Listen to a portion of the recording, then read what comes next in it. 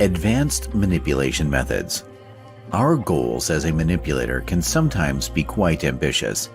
Even if the goals themselves are not ambitious, you will soon find out, if you haven't already, that some people are much more difficult to manipulate than the average person. These people are ultimately difficult to manipulate because they refuse to give an inch of their power over to you. One may be able to bargain with such a person, and that is what this chapter is all about. In situations like this, our last resort is to find a compromise. The trick is, you have to only make this person believe you are compromising. You can still get everything you want if you play your cards right. That is why it is necessary to have a more advanced technique of emotional manipulation at your disposal. This chapter covers two key techniques that will allow you to manipulate even the most challenging subjects. Some people make it very hard for us to enter their unconscious, and this can be for a number of reasons. Most of the time, it is because they are the kind of people who are always telling you what they think. They keep on reinforcing their existing beliefs to you, and they keep on justifying their behaviors to you aloud. When they are already justifying their beliefs and behaviors out loud and consistently, that makes them a lot harder to manipulate. Most people are much more blank slates when it comes to why they believe and act the way they do.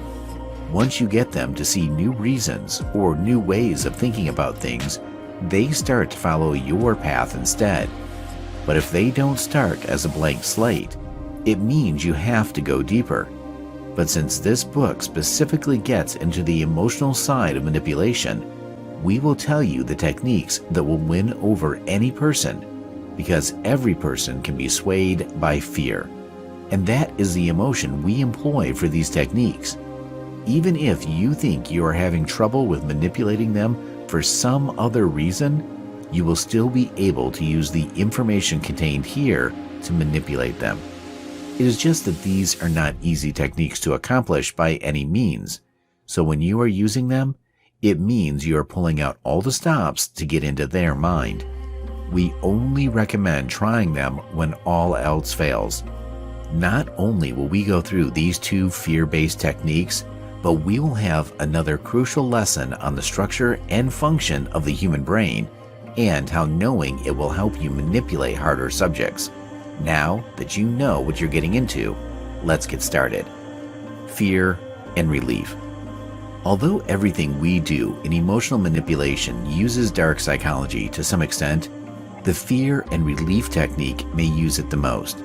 Some NLP practitioners have been known to call it the door in the face technique, which is the brother of another technique called the foot in the door phenomenon. Getting familiar with these techniques will help you wrap your head around how fear and relief work.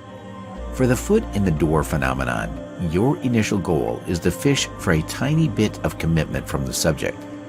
It can be something that seems very small, but it has to be social in nature. It has to be social because people do small behaviors they think are not a big deal, but they actually affect their brains greatly. This is because of the mirror neurons we mentioned before. Once we have engaged socially with someone, even to the smallest extent, we feel some sort of bond with them. Once that is done, it doesn't feel right for us to simply ignore their wishes or not to do what they say.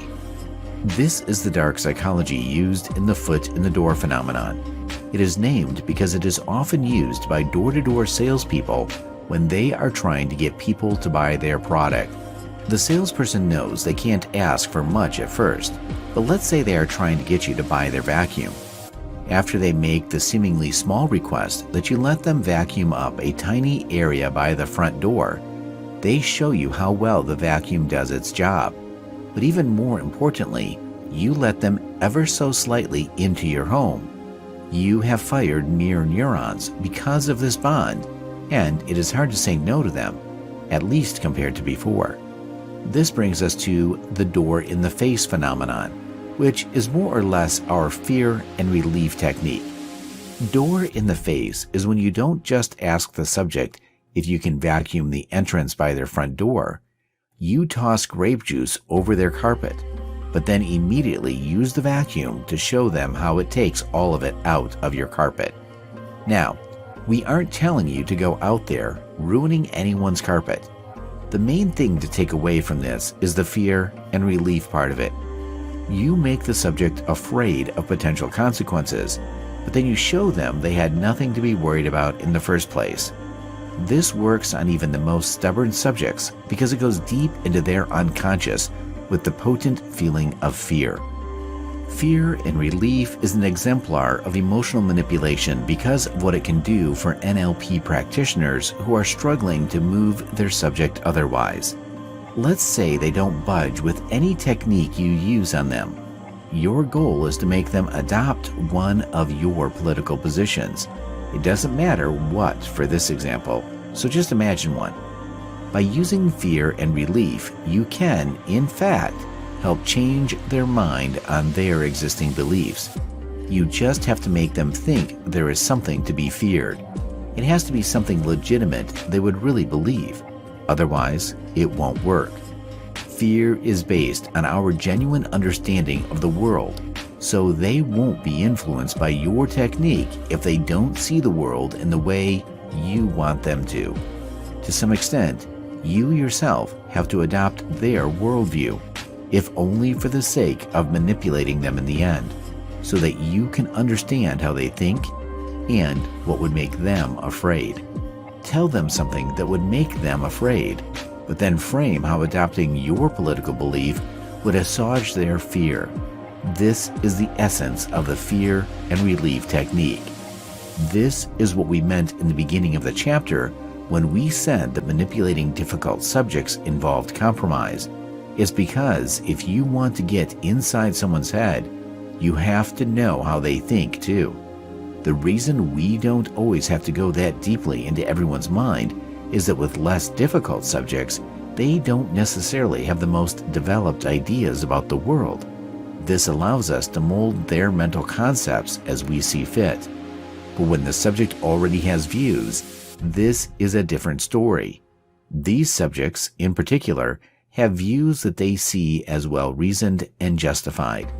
You will have to develop your psychic resistance to ensure you don't get manipulated yourself when you enter someone else's mind.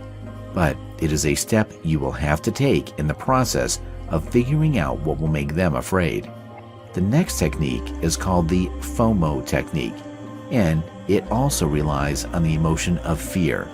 If either of these techniques work for you still, you will want to brush up on your foundations of emotional manipulation to be sure you have everything covered in that department.